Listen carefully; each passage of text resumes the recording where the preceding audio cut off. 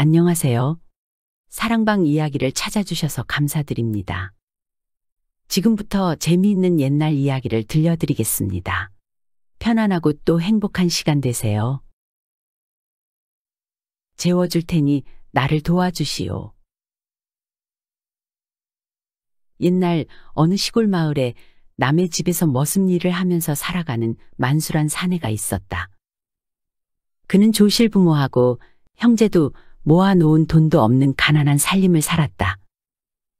다행히 만수의 착한 심성을 알아본 마을에 한 처녀가 있어서 장가는 일찍 들었고 지금은 남매를 낳고 오손도손 살고 있었다. 한편 만수가 머슴살이하는 집주인인 심대감은 마을 내에서도 상당한 부자로 마을 사람들에게 부자 심대감이라고 불렸으며 욕심이 많고 성격이 그리 너그럽지는 못하였다. 마을 내의 다른 양반들과 다투는 일도 종종 있었지만 그 사촌 형이 한양에서 호조 참판을 지내고 있어 심지어 고을 원조차 심대감을 함부로 대하지 못하였다. 하루는 심대감이 호조 참판에게 물건을 보낼 일이 있어 만수가 한양에 다녀오게 되었다. 만수야, 너 한양에 좀 다녀와야겠다. 이거 바꿔라. 이 물건을 호조 참판으로 있는 우리 사촌 형님께 조심히 잘 전해드리고 오면 된다. 그런데 말이다. 한양에는 이것저것 네가 한눈 팔게 할 만한 것들이 많을 것이니 애먼데에 해찰하고 다닐 생각하지 말고 속히 다녀오거라. 알겠느냐? 예, 염려 마십시오, 대감마님. 만수는 부지런히 길을 재촉해 한양에 당도하였고 무사히 호조 참판에게 심대감의 물건을 전달할 수 있었다. 호조 참판이 수고한 만수를 칭찬했다. 내가 따져봤을 때 심대감이 물건을 보낸 지가 며칠 안 되었을 텐데 정말 부지런히 올라와 주었구나. 노고가 많았다. 여기 10량을 줄 테니 필요한 데 쓰도록 하거라. 아이고, 이렇게나 많이 감사합니다. 감사합니다요. 만수에게 10량은 제법 많은 돈이었다. 만수는 그 돈으로 애들과 아내를 위해 겨울에 입을 두툼한 속옷을 샀다. 그리고도 돈이 남았으나 만수는 그 돈을 본인을 위해 쓰지 않고 가족들을 위해 품속에 잘 넣어두었다. 집으로 돌아가는데 날은 저물고 하룻밤 묵을 집을 찾아 나섰다. 그러나 보통 가정집에서 과객을 하룻밤 재워주는 건 양반, 선비 정도 되어야 가능하지 머슴이나 비렁뱅이는 들여주지 않는 게 현실이었다. 만수는 이제 한 집만 더 시도해보고 그 집에서도 재워주지 않으면 노숙이라도 해야겠다고 생각했다. 그런 마음으로 만수가 길가의 끝에 있는 집의 대문을 두드리니 잠시 뒤 어떤 여인이 나왔다. 여인의 미색은 대단했으나 미간 사이에 주름이 진 것이 모르긴 몰라도 뭔가 큰 걱정거리가 있는 듯했다. 이 늦은 밤에 무슨 일이시오? 아이고, 네, 다름이 아니라 제가 고향으로 내려가는 길인데 하룻밤 묵어갈 곳을 찾고 있구만요. 헛간이라도 좋으니 혹시 재워주실 수 있겠습니까요? 여인은 문을 닫지도 열어주지도 않은 채로 망설였다. 여기가 이 길의 마지막 집이더라고요. 제가 더 이상은 물어볼 집도 없고 해서 이제 길에서 자야 할 판이라서요. 제가 이렇게 부탁 좀 드리겠습니다요. 여인은 잠시 고민하는 듯 하더니 말했다. 하룻밤 재워드릴 테니 오늘 밤 저를 좀 도와주시겠소? 예? 뭔 일인데 그러십니까요? 일단 들어오시오. 여인은 만수를 빈 방으로 데리고 들어가서는 앉혀놓고 이야기를 시작했다. 이 집에 잠시 머물던 선비님 한 분이 있었습니다. 그런데 아침에 밥상을 들고 가보니 일어나지 않고 아무리 흔들어 보아도 움직이지 않는 겁니다. 혹시나 해서 얼굴에 가까이 귀를 대어보니 뭐라고 작게 얘기하더니 그 순간 숨이 끊어졌습니다. 도대체 그 선비님이 갑자기 죽은 이유가 무엇인지 알 길이 없었고 혹시나 역병일까 싶어 일단 가족들은 가까운 친척집으로 보냈습니다. 그리고 저는 그 선비의 시체를 어찌할 수가 없어서 그냥 여기서 시체만 지키고 있었습니다. 마음씨 착한 만수는 그 여인의 말을 들어보니 여인 혼자서는 도저히 어찌할 수 없는 일이라 생각이 들어 도와주기로 했다. 그래서 여인이 차려준 저녁을 먹은 뒤 시신을 염습하고 매장까지 도와주었다. 다음날 아침 만수가 집을 나서는데 여인의 표정은 전날보다 많이 밝아져 있었다. 여인은 지난밤의 도움을 무척 고마워했고 마치 은인이라고 생각하는 듯했다. 그러면서 어떤 의문의 대나무통을 내놓았다. 이것이 무엇인지는 모르겠으나 그 선비가 죽어가면서 말하기를 장독대에 가서 이 대나무통을 찾아 믿을 만한 사람에게 전달해 주라 했습니다. 언제 숨겨놓았는지는 모르나 중요한 것임에는 틀림없습니다. 이것이 복이 될지 화가 될지는 모르겠습니다만 괜찮으시다면 이것을 가지고 가십시오. 잠시 고민하던 만수는 여인에게 대나무통을 받아서 집을 나왔다. 만수는 길을 가면서도 한편으론 여인이 전해준 의문의 대나무통이 계속 신경 쓰였다. 도대체 뭐요? 그것이 뭐길래 그렇게 죽어가면서까지 전해준 거냐고. 일단 통을 열어보았다. 안에 내용물을 보니 두루마리 편지였다. 만수가 그 편지를 들고 이리 보고 저리 봤지만 까막눈인지라 무슨 내용인지 알 수가 없었다. 궁금해서 참을 수가 없었다. 손에 쥐고 있지만 내용을 알 수가 없으니 더 답답했다. 그래서 저 앞에 가고 있는 선비에게 뛰어가 말을 걸었다. 선비님, 갈 길이 바쁘시겠지만 이것 좀 잠깐 봐주시면 안 되겠습니까요? 그럽시다. 줘보시오. 선비가 흔쾌히 그 편지를 받아들고 내용을 읽어보는데 선비의 얼굴이 하얗게 질리는 것이었다. 이거 어디서 났습니까? 아, 저도 우연히 얻었습니다요. 이 글은 아무래도 전라감사가 임금님에게 전하려 했던 편지인 것 같습니다. 그 말을 듣자마자 만수는 생각했다. 아마도 죽은 그 선비는 편지를 전하던 중 자객들의 습격을 받아 살해당했을 것이 분명하다고. 이렇게 된 이상 차라리 왕에게 편지를 전하자. 라고 마음을 먹고 다시 한양으로 달려갔다. 서둘러 한양에 도착한 뒤 궁궐을 물어물어 겨우 도착했다. 궁궐 문 앞에서 문지기가 막아서자 전라감사의 편지를 전하러 왔다 하였으나 문지기는 믿지 않았다. 문지기는 전라감사의 편지를 만수와 같은 평민이 전달할 리는 없다고 생각했다. 문 앞에서 이러지도 저러지도 못하고 있는데 마침 호조 참판이 입궐하는 것이었다. 나으리, 전라감사께서 보내서 왔습니다. 이것 좀 봐주십시오. 만수는 급하게 달려가 호조 참판에게 자초지종을 말하고 편지를 보여주었다. 그렇게 호조 참판을 통해 왕에게까지 그 편지는 안전하게 전달되었다.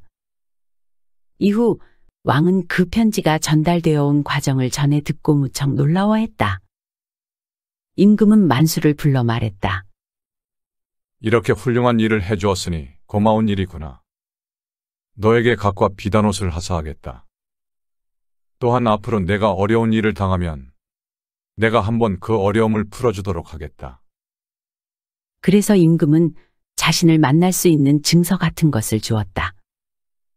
만수는 왕의 명대로 갓을 쓰고 비단 옷을 입은 채로 서둘러 고향 마을로 돌아갔다. 그렇게 만수가 집에 도착했더니 심대감은 화가 머리끝까지 나 있었다. 내 이놈, 심부름을 보낸 지가 언젠데 이제 왔느냐? 그리고 머슴 주제에 각과 비단옷이 웬 말이냐, 이놈아? 네 놈은 도대체 어디서 뭘 하다 이제 온 게야? 심대감은 다른 하인들을 시켜 만수에게 다짜고짜 매질을 했다. 그 와중에도 만수는 왕이 하사한 갓과 비단옷을 지켜보려 했지만 갓은 망가져버렸고 비단옷은 입은 채로 찢겨졌다. 그러고도 한참을 더 매질당한 만수는 결국 며칠을 알아 놓을 수밖에 없었다. 만수는 그렇게 방에 누워서 생각했다. 그동안 머슴으로 허드렛 일만 하면서 살아왔지만 처음으로 나라에 또 왕에게 도움이 되는 중요한 일을 한 것이라고 생각하며 나 자신이 자랑스럽고 또 기쁜 마음으로 고향에 내려왔는데 상으로 받은 값과 비단옷이 다 엉망이 되어버린 것을 보고 있자니 눈물이 자꾸 흘렀다. 모질게 매질당한 몸을 겨우 추스린 만수는 억울함을 호소하러 다시 궁궐로 갔다. 이번에는 임금이 준 증서를 보여주자 문지기도 막지 않고 반가워했다. 왕의 어전에 들어서자 만수는 갑자기 대성통곡을 했다. 임금이 이를 보고 깜짝 놀라 물으니 만수는 왕이 준 옷과 갓 때문에 주인에게 흠씬 매를 맞았다고 하소연했다. 감히 나를 도와준 백성을 매질을 하고 또 내가 상으로 내린 하사품을 그렇게 망가뜨렸단 말이지. 임금은 서둘러 의원들을 불러 만수의 상처를 치료하라 했다. 그리고는 만수가 머슴살이하는 집의 심대감에 대해 알아보게 했고 신하들 중 그 심대감을 친척으로 둔 이가 있는지 찾아내었다. 그렇게 해서 결국 심대감의 사촌형인 호조 참판을 궁으로 불러들였다. 왕은 그를 보고 노발대발하며 감히 임금이 내린 하사품을 이렇게 망가뜨린 친척을 두었으니 호조 참판이 책임지고 그 친척을 엄히 벌하든지 아니면 멸문당할 것인지 결정해야 할 것이오. 아무튼 이 일을 어떻게 처리하는지 내가 끝까지 두고 볼 것이오. 라며 엄포를 놓았다. 참판은 깜짝 놀라 서둘러 말을 달려 심대감 집으로 갔다. 영문을 모르는 심대감이 반갑게 사촌형을 맞았다. 아이고 형님, 갑자기 어찌 오셨습니까? 잘 지내셨습니까? 지금 이렇게 한가하게 인사나 하고 있을 때가 아니다. 혹시 전에 임금님이 내린 하사품을 받은 머슴을 매질한 적이 있느냐? 심대감은 만수에게 매질을 한 일을 참판에게 말했다. 내가 아주 대형 사고를 쳤구나. 너 때문에 우리 일족이 전부 멸문당하게 생겼다. 참판은 임금과 있었던 이야기를 전하니 심대감은 어쩔 줄 몰라 주저앉아 울음을 터뜨렸다. 아이고 형님, 그럼 어쩐답니까? 그 놈이 그런 게 있으면 말을 해야지. 이 여우 같은 놈 같으니. 이에 참판이 머리를 굴려보았다. 차라리 만수 그놈한테 딱 500마지기를 떼주면 어떻겠나? 그 정도면 일이 무사히 끝날 수도 있지 않겠는가? 심대감은 자신의 목숨이 왔다 갔다 하는 판국에 뾰족한 수도 없으니 더 고민할 것도 없었다. 사촌형의 제안을 그대로 받아들여 만수에게 500마지기의 땅을 뚝 떼어주었다. 이후 임금은 이 이야기를 듣고 빙그레 미소를 지으며 일이 잘 풀렸다고 생각하고 만족했으며 만수 가족은 이제 머슴일은 하지 않고 자기 땅에서 농사를 지으며 행복하게 잘 살았다고 한다. 임금이 만수에게 은혜를 갚은 셈이 된 것이다.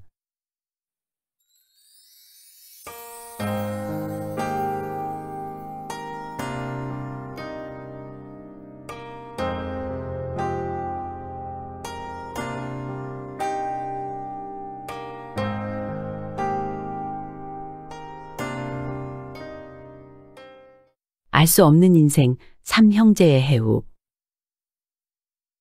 조선시대 강원도의 어느 시골 마을에 장성한 아들 셋을 둔 부부가 있었다. 부부의 아들들은 모두 성격이 제각각이었다. 장남의 이름은 일용이로 사려 깊고 온화해서 다른 사람들을 돕는 걸 좋아했고 누구보다 성실하고 또 부지런했다. 둘째의 이름은 두룡이로 성격이 저돌적이고 힘이 세서 다른 사람과 힘겨루기를 좋아하고 곧잘 싸우기도 했지만 심성은 기본적으로 착했다.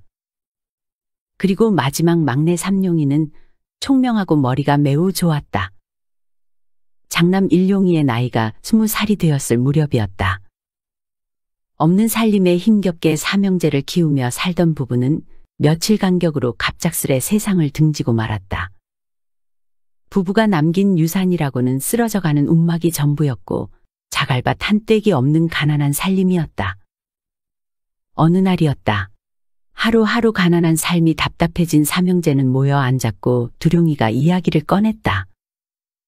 형님, 우리 이렇게 있을 것이 아니라 조금 더 넓은 세상에 가서 보고 경험해보는 건 어떻습니까? 이 시골에서만 있으면서 부모님 같이 고생만 하다가 떠나고 싶진 않아요. 그러자 삼룡이도 말했다. 제 생각도 그래요. 우리가 꼭 이곳에서만 있어야 할 이유는 없지요. 저도 한양도 가보고 싶어요. 사람들이 그렇게 많이 산다는데 제 눈으로 확인해보고 그 사람들은 또 어떻게 살아가는지도 궁금하고요.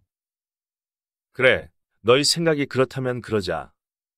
희망을 찾았어. 한번 떠나보자. 삼형제는 결국 넓을 세상을 경험하고 더 많은 기회를 얻기 위해 한양으로 상경하기로 뜻을 모았다.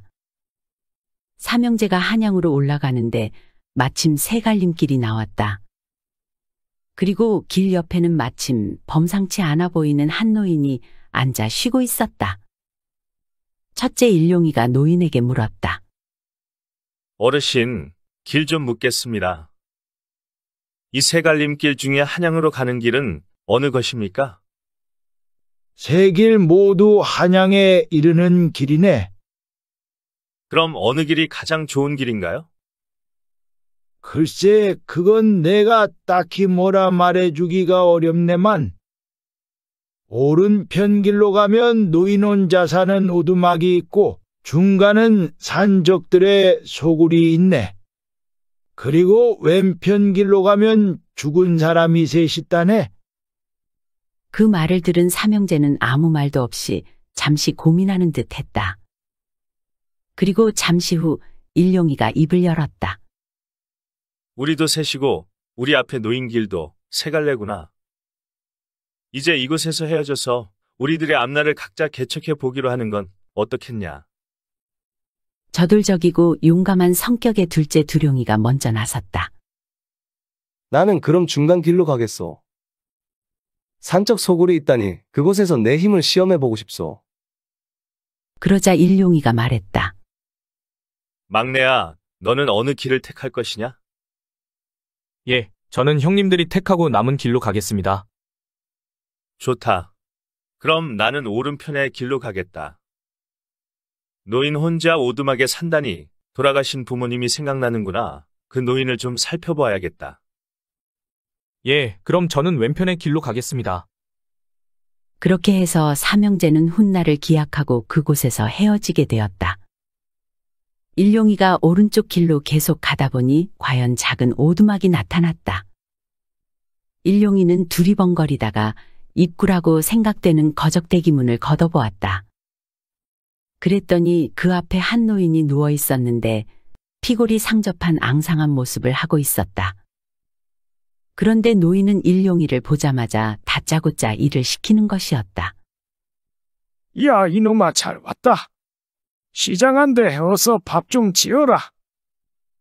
일용이는 속으로 기분이 좋지는 않았으나 노인을 도와주기 위해 택한 길이기에 잠자코 노인이 시키는 대로 이런저런 일을 군말 없이 해주었다. 첫날은 노인의 요구대로 다 해주었고 다음 날이 밝아 오두막을 나서서 한양으로 가려 했다. 하지만 마음 약한 일용이는 홀로 남겨질 노인이 불쌍해 차마 발이 떨어지질 않았다. 일용이는 결국 그곳에 지내면서 노인의 수발을 들었고 노인 역시 일용이를 친아들처럼 아끼는 그런 관계가 되었다. 그리고 시간은 흘러 노인이 갑자기 병을 얻어 자리에 눕게 되었다. 노인의 눈동자는 많이 흐려져 있었고 몸은 더욱 말라갔다. 당장 죽는다 해도 이상하지 않을 지경이었다. 하루는 노인이 일용이를 앉혀놓고 자신의 이야기를 시작했다. 나는 예전에 고리대금업을 했었네. 피도 눈물도 없이 악착같이 일한 덕에 돈은 많이 모았네만 어느샌가 주변에 아무도 남아있지 않았지. 처남이 내 돈을 가져다 쓰고 제때 갚지 못해 패가망신한 일로 아내는 화병을 얻어 세상을 떠났고 자식들마저 나와 의절하고 더 이상 왕래를 하지 않게 되었다네. 그래도 그때는 돈만 있으면 다 해결된다 생각하고 눈 하나 깜빡하질 않았다네. 그런데 시간이 흐르고 원하는 만큼 돈을 모은 뒤에 그때서야 알겠더구만. 내가 돈보다 더 중요한 것을 잃었다는 걸 말이야. 그 뒤로는 돈을 원수라 생각하고 이 오두막을 짓고 살며 뒷마당에 그동안 모은 돈을 모두 묻어놓고 한 번도 꺼내지 않았다네. 내가 죽으면 그 돈을 모두 자네가 가져가게. 내 마지막을 지켜주고 보살펴 주었으니 충분히 자격이 있네. 그리고 얼마 후 노인은 세상을 떠났다. 노인의 말대로 마당을 파본 일용이는 정말로 엄청난 돈이 들어있음을 발견하고 그 돈으로 노인의 장례를 치렀다. 일용이는 노인이 물려준 재산을 가지고 한양으로 갔다. 거기서 자리를 잡고 살면서 장사를 시작했다. 그리고 일용의 부지런함과 성실함으로 큰 돈을 벌었고 부자로 이름도 날리게 되었다. 또 아름답고 참한 아내를 맞이하여 행복하게 살 수 있었다. 한편 두룡이는 가운데 길로 가보니 역시 그 노인의 말대로 산적 소굴이었다. 소굴 안으로 들어가 보니 거구의 사내들이 무기를 들고 있는 것이었다. 두룡이는 그동안 살아오면서 힘으로 진 적이 한 번도 없었다. 그래서 거침없이 그들에게 다가가 힘 자랑을 하기 위해 사내들에게 냅다 시비를 걸었다. 이놈들아, 도대체 뭔 짓을 하려고 이렇게 모여있는 게냐? 무슨 나쁜 짓이라도 할 요량이라면 다 흩어지거라. 화가 난 사내들이 달려들자 본격적인 몸싸움이 시작됐다. 한참 싸움이 계속되다가 한순간 8대장 승급의 거구의 턱수염 사나이가 나오자 사내들은 싸움을 멈추고 서둘러 그 사내 앞에 무릎을 꿇었다. 아무래도 산적 두목으로 보였다.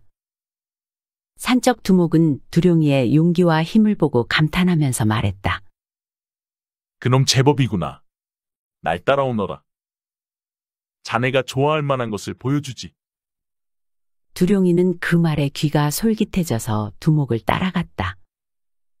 놈들의 소굴에 깊숙이 들어가 보니 도둑질한 물건이 그득했다.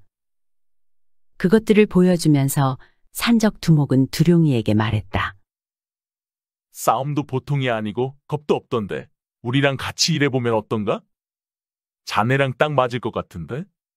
여기에서 우리랑 같이 생활하면서 호탕하게 사는 거 어떤가?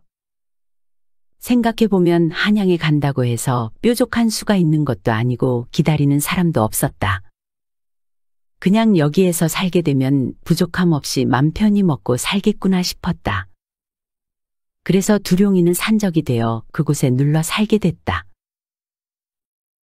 마지막으로 삼룡이 차례. 삼룡이는 시신 세구가 있다는 왼쪽 길로 갔다. 길은 곧 어느 숲속으로 이어졌고 얼마를 더 가니 과연 시신 세구를 발견할 수 있었다. 시체 하나는 길에 쓰러져 있고 시체 둘을 조금 떨어진 나무 밑에 있었다. 그리고 나무 밑 시체들 주변에는 호리병 하나와 괴나리 보찜이 있었다. 길에 쓰러진 시체는 선비 차림인데 몸에 지닌 건 아무것도 없었고 나무 밑에 쓰러진 두 시체 중 하나는 칼을 차고 있고 하나는 몽둥이를 차고 있었다. 특이한 것은 쓰러진 호리병에서 술이 흘러 나왔을 자리에 불이 누렇게 떠서 죽어 있는 것이었다. 삼룡이는 그것들을 보며 도대체 어찌된 사건인지 곰곰이 생각하고 있었다. 그런데 어디서인지 갑자기 포졸들이 몰려왔고 삼룡이를 수상한 사람으로 여겨 체포하여 관하로 끌고 갔다. 결국 삼룡이는 고을 관하에서 원님 앞에 꿇어 앉혀졌다. 알고 보니 산길을 가던 마을 사람이 먼저 시체 셋을 보고 관가에 알렸고 관가에서는 범인을 잡는다고 포졸들을 시켜 시체와 물건을 동원으로 옮겨오라고 한 것이었다. 그런데 그때 마침 삼룡이가 거기 있어서 수상하다는 이유로 잡아온 것이었고 잘못했다가는 죄도 없이 누명을 쓰게 될 판이었다. 한편 원님은 아무리 생각해도 연유를 모르겠는지 골똘히 생각에 잠겨 고개만 갸웃거리면서 혼잣말을 했다. 한 사람은 칼에 찔려 죽고 한 사람은 몽둥이에 맞아 죽고 한 사람은 독을 마시고 죽었는데 괴나리 버침은 그대로 있고 호리병에는 술이 반쯤 남았으니 이게 대체 어찌된 일이란 말이냐. 그때 삼룡이는 그 사건 현장에서 본 장면을 바탕으로 추측한 것을 원님에게 고했다. 제 생각을 말씀드려도 되겠습니까? 뭐라? 그래 말해보거라. 우선 죽은 사람들 중 두 사람은 강도이고 다른 한 선비는 강도를 당한 사람인 것 같습니다. 강도 두 사람이 선비를 죽이고 난 후 괴나리 보찜에 있는 돈을 갈취한 것 같습니다. 그리고 그 중에 몽둥이 든 사람이 칼 든 사람에게 술을 사오라고 시킨 뒤 돈을 혼자 갖기 위해서 술을 사온 칼 든 사람을 몽둥이로 때려 죽인 것 같습니다. 그런데 몽둥이 든 사람도 무사하지 못했잖아요. 그 이유는 술을 사온 사람 역시 몰래 돈을 가지기 위한 계략을 꾸미고 있었고 호리병 술 속에 독을 넣은 것입니다. 그래서 결국 그 술을 먹은 몽둥이 든 사람도 죽은 것입니다. 그래서 선비 한 사람과 강도 두 사람이 모두 죽어 있던 것입니다. 원님이 가만히 들어보니 정황상 이치에 딱 맞는 말이었다. 그렇게 이 세 남자의 살인사건은 무사히 마무리될 수 있었다. 원님은 삼룡이의 총명함에 감탄했다. 그렇게 원님은 삼룡이에게 호감이 생겼고 삼룡이의 사정을 듣고 나서는 누군가 뒷바라지를 해준다면 충분히 훌륭한 인재가 될 것이라는 생각이 들었다. 그래서 원님의 집에서 공부할 수 있도록 도와주기로 하였고 그러면서 자연스럽게 아름답고 정숙한 원님의 딸과 좋은 관계로 맺어져 혼인까지 하게 되었다. 원님의 사위가 된 삼룡이는 장인의 후원과 아내의 내조로 열심히 공부하여 결국에는 공부한 지 오래되지 않아 한성부에서 판관 벼슬까지 살게 되었다. 하루는 삼룡이가 어느 부잣집 담을 넘었다가 잡혀온 도둑을 재판하는 날이었다. 재판을 하는데 대청 위에는 판관이 된 삼룡이가 앉고 도둑은 그 아래의 바닥에 꿇어 앉혀졌고 한쪽 옆에는 도둑 맞은 사람이 서 있었다. 그런데 도둑이 재판을 받다가 갑자기 흐느껴 우는 것이었다. 내 죄를 이제 뉘우치는 것이냐? 하고 판관이 물으니 몇 년 만에 형님과 아우를 만났으니 반갑고 또 부끄러워서 그럽니다. 이 말을 한 사람은 바로 두룡이었다.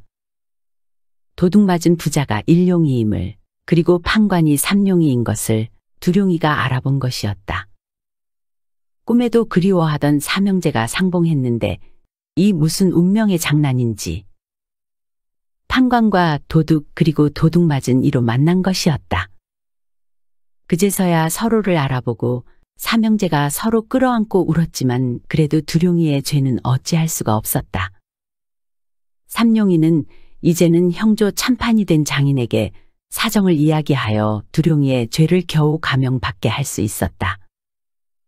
두룡이는 형을 마친 뒤 막내 삼룡이의 도움을 받아 다행히 포도청의 포졸이 되었고 일룡이 형의 도움으로 마음 편히 지낼 수 있는 작은 집도 가질 수 있었다. 그 후로 두룡이도 남들처럼 평범하게 살며 착한 여인을 만나 혼인도 했다. 삼형제는 오랫동안 떨어져서 살아왔지만 자신의 자리에서 열심히 살았고 잘못된 길을 가던 형제도 다시 만나 바로 잡아주고 도와주며 더 나은 삶을 살 수 있도록 이끌어줄 수 있었던 것이다. 결국 새로운 희망을 찾아 각자의 길을 떠났던 삼형제는 다시 만나 모두 행복하게 살 수 있었다.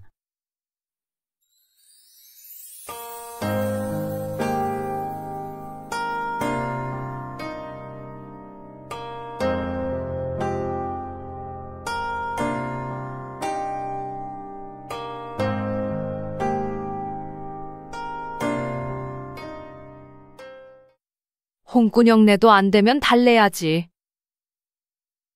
내가 재미난 옛날 얘기 하나 해줄까? 옛날 어느 마을에 속 좁고 욕심 많은 한 며느리가 시아버지를 모시는데 이놈의 며느리가 시아버지 모시는 게 너무 싫은 거야. 그래서 맨날 마음속으로 이놈의 시아버지만 죽었으면 좋겠네. 그럼 내가 좀 편할 텐데 먹고 살기도 힘들어 죽겠구만 없어졌으면 좋겠다 하는 거라. 그래서 시아버지한테 이 못된 며느리가 은근히 구박을 해대는데 어찌하는고 하니. 겨울에는 방에 불도 안 떼주고 제대로 된 옷도 안 입혀주는 거요. 그러면서 하는 말이 어머, 자기 전에 아궁이 확인했는데 불이 꺼졌나 봐요. 이상하네. 어머, 어쩌나 겨울옷을 빨았는데 다 안 말랐어요. 내일이면 마르겠죠 뭐. 이러면서 말이요. 시아버지는 헐벗고 방구석에서 달달달 떨고 있는 거지.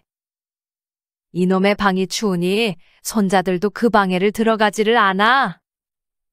애들이 그 추운 하래비 방을 들어가려고 하겠어? 요즘에도 그렇잖아. 할아버지 방이고 할머니 방이고 테레비도 놓고 방도 따숩게 해야지. 또 용돈도 한 번씩 주고 그래야 손자들도 한 번이라도 더 들여다보고 그러는 거잖아. 안 그런가? 아무튼 며느리가 시아버지를 그렇게 미워하는디 남편도 알지. 눈치가 있을 거 아니요. 그래서 이 남편이 마누라한테 아버지한테 그러지 말라고 말로 아무리 해도 안 듣는 거요. 홍군형 내도 안 듣는 거요. 해도 안 되니까 그 남편이 하루는 가만히 생각한 거지. 아버지를 저렇게 둘 수는 없는디 어떻게 하나. 내가 뭐라도 해야 되겠소. 마지막으로 묘수를 한번 내야겠다. 하고 밤새 고민 하더니 다음날 아침이 되자 급하게 장에 가서 꽁치 2마리 사가지고 와서는 아이 여보 마누라, 내가 오늘 장에 가서는 참 좋은 이야기 들었네. 좋은 얘기? 좋아봤자 우리한테 좋을 게 뭐가 있다고? 뭔데 그래요? 세상에 말이오. 장에 가봤더니 옷을 좋게 입은 젊은 사람들이 돌아댕기면서 영감들을 사러 댕긴다는 거요. 할아버지 할머니를 사러 댕긴다고 말이오. 살찐 할머니 할아버지를 자기들한테 팔면 자기들이 나라의 진상에서 그 자식들을 벼슬도 준다고. 그리 외치고 댕기더라니깐. 아이 참, 우리 아버지가 살이 좀 쪘으면 좋았을 것을 말이오. 그러면 우리가 벼슬도 없고 논도 없고 밭도 없고 그러겠는데 살이 쪘어야 말이지. 이놈우고 우린 다 틀렸네. 그 말을 들은 마누라가 남편한테 딱 달라붙어서는 근데 그거 어떻게 하는 것이요? 자세히 좀 말해보시오. 얼마씩 준답디까? 얼만지는 모르고 많이는 준다고 하대. 아, 그러면 어찌하면 살이 찌느냐고 물어보지 그랬어? 그 사람들이 하는 말이 삼시 세끼 따뜻한 밥 주고 밤에는 야식으로 엄지손가락 길이만큼 굵은 밤을 삶아놨다가 드리고 잊을만 하면 한 번씩 찰떡도 해드리고 또 방도 따숩게 해드리면 금방 살찐다고 하대. 이거 말고도 더 많이 들었는디 지금 생각나는 건 그 정도네 그려. 그래, 별거 아니네. 그럼 나도 시작해야겠다. 혹시 또 아버님 살찌는 방법 생각나는 거 있으면 말해요. 아니, 내가 이러고 있을 때가 아니지. 뭐부터 할까나. 이렇게 해서 며느리가 시아버지를 살찌워서 팔 계획을 짠 거야. 이제 시아버지 팔아가지고 큰 돈을 벌라고 나가서 품을 팔던지 어떻게 해서든지 돈을 벌어서 밤도 사고 떡도 사고 불을 떼서 방을 뜨끈뜨끈하게 하니까 시아버지 방이 따뜻하고 먹을 것이 있으니 손자들이 올 거 아닌가?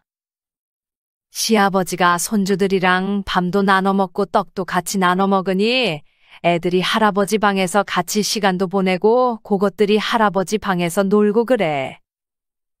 그리고 며느리가 평소에 마을에 있는 샘에 물도 기르러 갈 거 아니요? 아, 요즘은 집집마다 수도꼭지만 틀면 물이 나오지만은 옛날에는 마을에 샘이 하나씩 있었다고.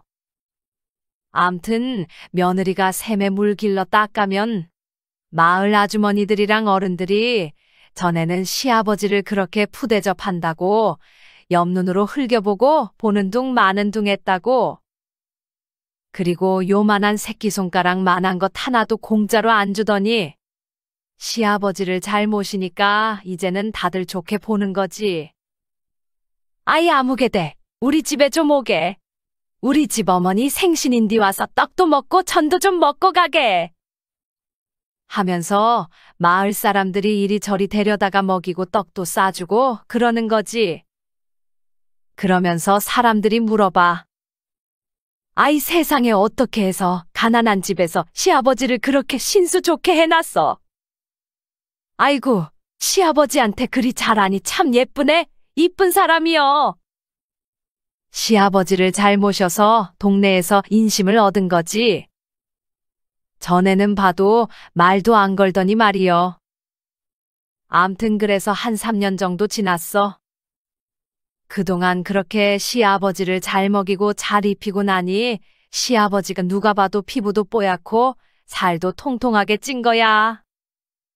남편이 어느 날 장에 갔다 오더니만 임자, 오늘 장에 가보니 다음 장에 그 사람들이 온다는 구만.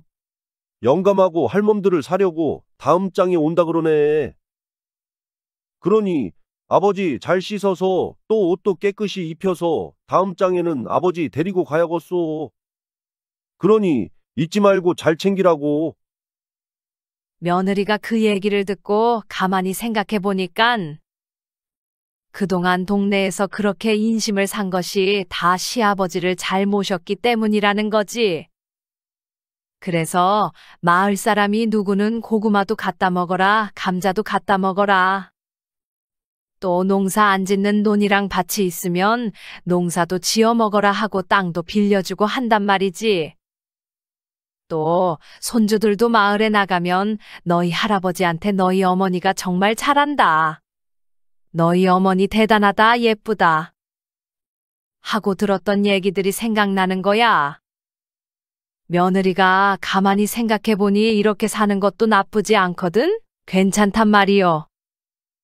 그래서 남편한테 하는 말이 아이고 됐네, 됐어. 다 필요 없어. 아버지가 이렇게 신수가 좋으니 동네 사람들이 이렇게 논도 준다고 하고 밭도 준다고 하는데 그리고 순이 할머니가 뒷산 쪽에 안 쓰는 큰 빈집이 있다고 하면서 우리한테 거기 쓰라고 했단 말이요. 근데 우리가 아버지를 판다고 했다가 그거 안 준다고 하면 어쩔 거요? 그러면서 아버지를 안 팔더래. 아니, 남편이 자기 몰래 시아버지를 팔까봐 걱정이래. 웃기지? 그러니까 아들이 꾀를 잘 쓴 거지. 아무리 홍군형 내도 안 들었잖아. 아무리 홍군형 내도 안 들으면 그건 달래야 듣는 거라네. 그렇게 사람 마음이 말이여. 그 며느리도 그렇고 나쁜 것을 고치려면 야단만 쳐서는 안 돼. 그놈을 달래야지. 야단을 치면 더 삐뚤어지고 거칠게 나오는 것이요. 진심으로 마음을 다해 시아버지를 모시는 거라면 더 좋았겠지만 이렇게라도 해서 시아버지와 며느리와의 관계도 편안해지고 마을에 인심도 얻고 좋은 말만 듣고 사니 좋잖아. 그렇게 가족들이 모두 편안한 날들을 보낼 수 있게 됐으니 천만다행 아니겠어? 암튼 간에 남편의 마지막 묘수가 잘 걸려들어서 다행이다, 다행이요.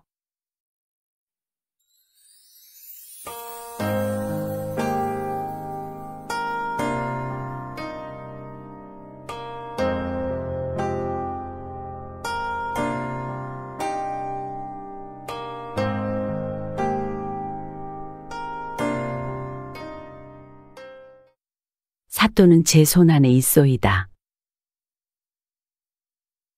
옛날 한선비가 일찍이 젊은 나이에 두매산골 마을 사또가 되었다. 그는 깨끗하고 고든 마음으로 고을을 다스렸기에 원칙을 중요시하고 작은 물건 하나도 부당하게 취하지 않았다.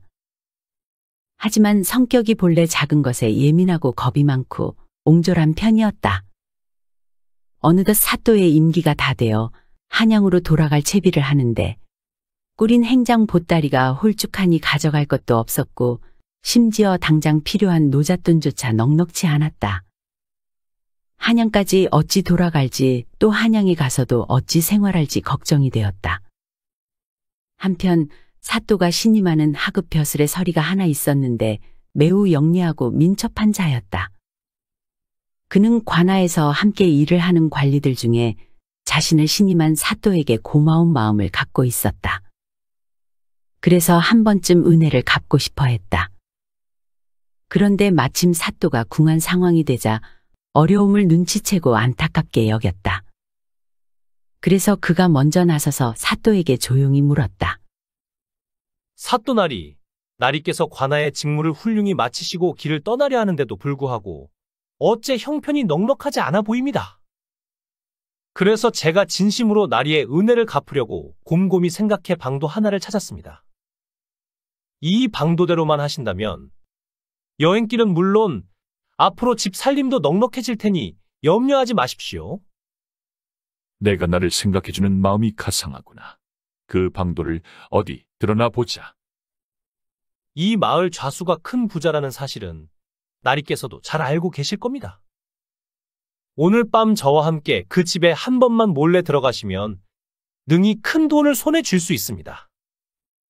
그러자 사또가 화를 내며 말했다. 네가 감히 그런 몹쓸 짓을 내게 하라고 하느냐. 사또가 되어 어찌 불법적인 도둑질을 한단 말이냐. 되도 않는 말은 하지 말거라. 그런 짓은 마땅히 태형에 처할 죄다. 사또, 소인이 어찌 사또께 도둑질을 권하겠습니까? 소인을 한 번만 믿고 소인의 뜻대로 해 주시기만 하면 됩니다. 당장 노잣돈도 부족하시지 않습니까? 또한 새로 맞으신 마님을 계속 가난하게 살도록 하실 생각이십니까? 사또가 곰곰이 생각하니 서리의 말이 지극히 일리가 있다고 판단되었다. 사또 임기 내내 사소한 일에도 딴죽을 걸던 좌수를 한번 혼내주고 싶기도 했다. 그는 이내 눈썹을 찡그리며 말했다. 그래, 너를 믿고 한번 해보마. 어떤 복장으로 가면 되느냐? 갓이 아닌 탄건을 쓰고 발소리가 나지 않는 발막을 신고 가벼운 옷을 입고 가시면 좋을 듯합니다. 그렇게 그날 밤 사또는 서리와 함께 좌수의 집으로 갔다. 시간이 삼경이 지날 무렵이었는데 인기척이 점점 사라지고 다른 기울며 안개는 자욱해 마치 칠흑 같았다. 이윽고 두 사람은 부유한 좌수의 집에 담을 살그머니 넘어 곡간문에 이르렀다. 서리와 사또는 구멍을 뚫고 곡간 안으로 기어 들어갔다. 아이고 이런, 술 곡간에 잘못 들어왔습니다요. 근데 제가 평소 술을 좀 즐기는데 말이죠. 이런 좋은 술들을 보니 그냥 지나갈 수가 없네요. 사또께서도 이 수량을 맡아보신다면 아마 그냥 지나칠 수 없을 겁니다. 그러더니 서리는 사또의 발막 한 짝을 벗겨 술을 가득 채운 뒤 두 손으로 받쳐 들고 올렸다. 마시나 보는 건 괜찮겠지 싶어 사또는 마지못해 술을 받아 마셨다. 서리도 자신의 발막으로 술을 4대 차례를 거푸 퍼마시더니 눈동자가 풀리고 결국은 잔뜩 취한 듯 보였다. 그러더니 이제는 크게 노래를 부르기 시작하는 것이었다. 사또는 서리를 말려봤지만 들은 척도 않고 노래를 크게 부르기 시작했다. 결국 그 소리에 개가 문 앞에 와서 지저댔고 좌수 집의 사람들은 모두 잠에서 깨고 말았다. 건장한 하인들이 쏟아져 나오니 그 취한 와중에도 눈치 빠르고 민첩한 서리는 먼저 몸을 피해 밖으로 나와 곡간 구멍을 막아버렸다. 때문에 사또는 빠져나올 곳이 없어 급하게 술독 사이에 숨을 수밖에 없었다. 도둑이 술곡간에 있다. 횃불을 든 사내들은 이리저리 비추며 도둑을 찾았다. 그리고 곡간 자물쇠를 열어 사또를 끌어내 꽁꽁 묶었다. 그리고 가죽부대에 넣고 대문 앞에 버드나무에 높이 매달아 놓았다. 날이 밝으면 광가로 끌고 가서 버릇을 고쳐줄 참이었다. 그러는 동안 서리는 몰래 집안의 사당에 들어가 불을 놓고는 소리를 크게 쳤다. 불이야, 불이 났다! 그 소리에 좌수 집안의 모든 사람들은 사당으로 우르르 몰려가 불을 끄려고 우왕좌왕했다. 때문에 집안에는 좌수의 늙은 아버지만 혼자 남아 있었다. 90살이 넘어 쇠잔한 그는 밖에 도둑이 들었어도 불이 났어도 별당에 가만히 누워만 있었다. 서리는 별당에 살그머니 들어가 그 90살 노인을 업고 나왔다. 그러고는 버드나무 밑으로 가서 가죽부대를 내려 사또 대신에 그 늙은이를 집어넣은 후 다시 매달았다. 그러고는 사또를 부축해 일으켜 재빨리 도망을 쳤다. 간신히 광가에 도착한 사또는 온몸이 땀으로 범벅이 되고 숨이 턱끝까지 닿았다. 숨을 돌린 후 정신을 차린 사또는 화가 솟구쳐 서리에게 고래고래 고함을 질러댔다. 내 이놈, 날 속이고 날 죽이려 했구나. 세상에 어찌 사또와 남의 집 담을 넘은 것도 모자라 술까지 퍼마시고 노래하는 놈이 있단 말이냐. 그러자 서리는 태연히 웃으며 답했다. 사또 송구하옵니다만 이게 다 제 계획대로 착착 맞아 돌아가는 것입니다. 다름 아니라 날이 대신 좌수의 늙은 아비를 가죽 부대에 넣어 두었습니다. 이를 아는 사람은 아무도 없으니 내일 아침 일찍 차사를 보내 좌수를 불러오고 가죽 부대도 가져오게 하십시오. 그리고 좌수가 보는 앞에서 가죽 부대를 끌러보여 불효를 저지른 죄를 물어 큰 칼을 씌워 하옥시키면 됩니다. 그러면 거의 다 된 것입니다. 곧 수천 금을 얻게 될 겁니다. 사또는 서리의 말대로 새벽같이 좌수를 관가에 불러들여 동원 마루에 앉히고 말했다. 어젯밤에 자네 집안에 든 도둑을 잡아놓았다고 들었네. 이제 자네가 보는 앞에서 엄하게 벌하겠네. 사또는 곧 포졸들을 시켜 가죽 부대를 끌어내 풀었다. 그러자 그 안에서 한 늙은이가 비틀거리며 겨우 일어서는 것이 아닌가. 자기 아버지를 본 좌수는 당황해하며 계단을 내려가 엎드리더니 벌벌 떨면서 죄를 빌었다. 이분은 저희 늙은 아버지입니다. 집안 사람들이 잘못 알고 잡은 듯하니 그 죄는 1000번 죽어도 마땅합니다. 사또는 탁자를 치며 크게 호통을 쳤다.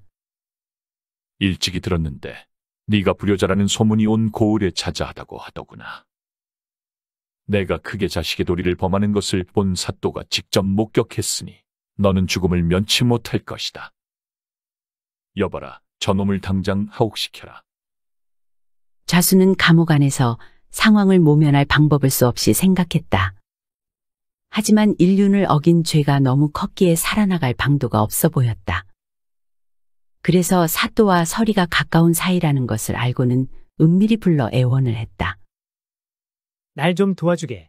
죄를 벗겨만 준다면 그 은혜를 꼭 보답하겠네. 제발 애 좀 써주게나 그렇게만 해준다면 1000양을 자네 집으로 보내주겠네. 서리는 우물쭈물하는 듯 하더니 제안을 받아들였다. 그러자 좌수는 사람을 시켜 1000양을 서리의 집으로 즉시 보냈다. 서리는 곧 사또에게 그 사실을 알렸고 좌수에게 사또는 늙은 아비에게 효도하기를 당부하고 관대한 척하며 풀어주었다. 그리고 서리가 받은 1000양은 한 푼도 남김없이 사또에게 보내졌다. 얼마 후 다른 새로운 사또가 그 고을에 부임하게 되었다. 그런데 전임 사또는 그 서리를 그대로 두면 자신의 비밀이 분명 새어 나갈 것이라 생각했다. 그래서 업무를 인계할 때 새 사또에게 은밀히 이런 당부를 하고 떠났다. 암흑의 서리는 매우 교활하고 권세를 농락하는 자입니다. 평소 고을 사람들에게 뇌물을 받으며 사또의 이름을 팔고 다니는 놈입니다. 가깝게 지낸 죄로 몇 번을 눈감아 주었으나 이제는 새로운 사또도 오셨으니 대신 벌을 주십시오. 더 이상은 그냥 둘 수 없는 자입니다. 새 치혈을 잘라서라도 그 짓을 못하게 해야 고을이 편안해질 것입니다. 새 사또는 전임 사또의 당부였기에 외면하기가 어려웠다. 그래서 다음날 관가의 사정을 조사하라고 하는 척하다가 그 서리를 잡아들여 혼쭐을 내려고 했다. 그렇게 전혀 생각지도 못한 일을 갑자기 당한 서리는 생각했다. 새 사또께 죄를 지은 적이 없는데 왜 이러지?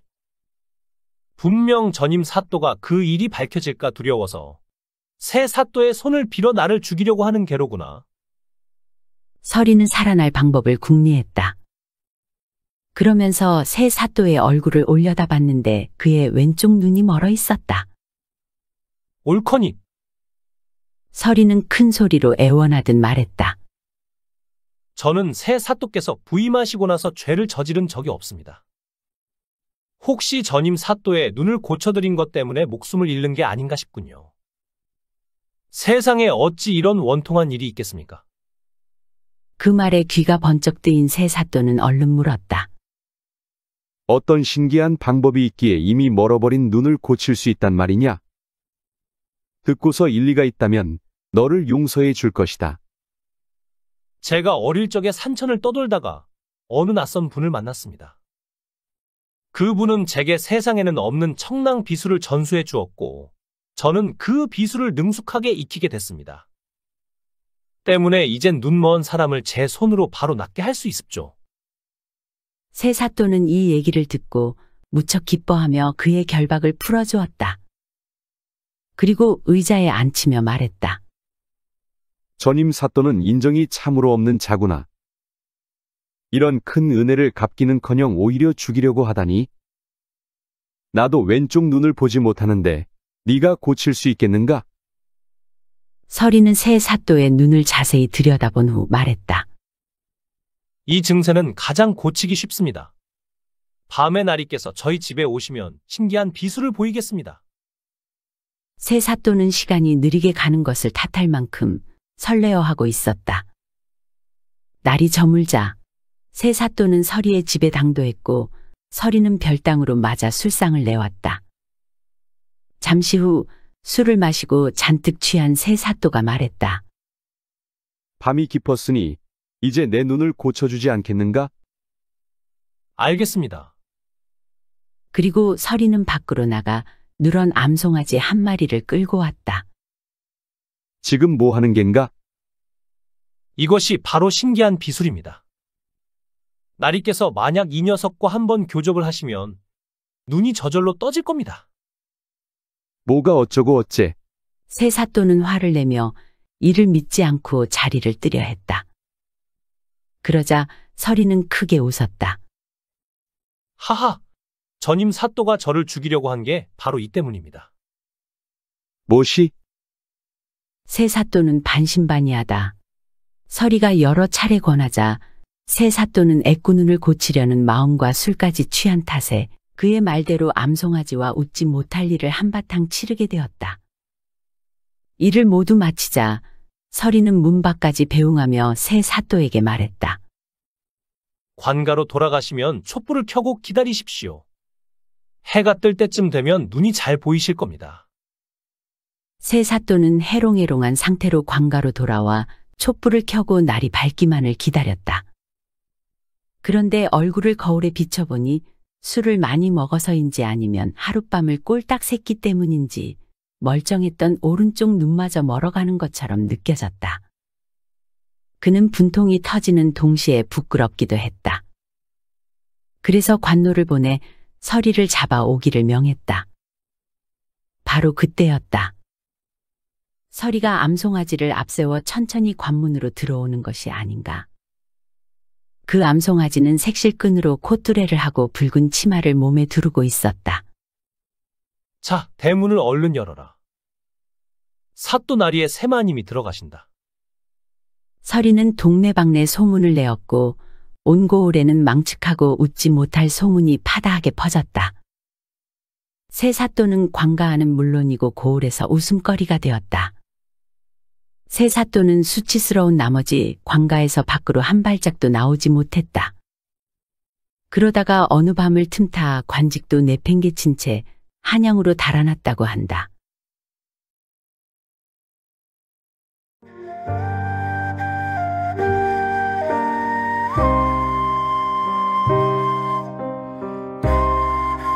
시청해주셔서 감사드립니다. 지금까지 사랑방 이야기였습니다. 항상 건강하시고 행복하시고 만사형통하시고 평안하시고 꽃길만 걸으시고 좋은 일들만 가득하시기 바랍니다. 마지막으로 구독, 좋아요도 눌러주세요. 더 재미있는 이야기로 찾아뵙겠습니다.